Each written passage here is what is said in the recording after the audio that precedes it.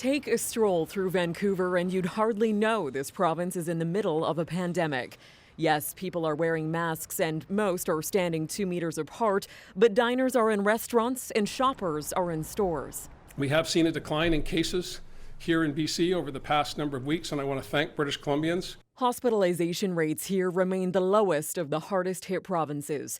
Despite accelerating at a similar pace as the others in the fall, BC has plateaued. It's a relief following a surge in new cases late last year. There was a post-Christmas bump, but now the curve is trending downwards once again. That's a fragile place to be. With any sort of new outbreaks can rapidly increase that once again. This pandemic preparedness researcher cautions COVID complacency could send that curve right back up.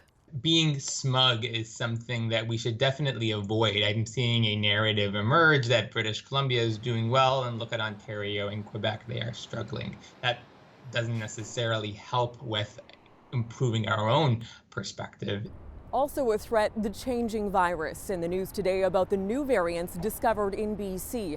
Now 4 cases of the one first identified in the UK and 1 new case of the variant first discovered in South Africa. This is a massive concern and definitely something to watch for. Daniel Coombs has been helping the province with its modeling. He sees it as a race between the spread of the new variant and the mammoth task of vaccinating the masses. Ultimately, we're going to lose, but we have a lot to gain if we can hold up the introduction and establishment of this strain, by 4 weeks or by 6 weeks or by a few months. If we can buy enough time to hold off widespread transmission of the new variants, he believes the current restrictions in BC should be enough to hold that firewall if people continue to follow them. Tanya Fletcher, CBC News, Vancouver.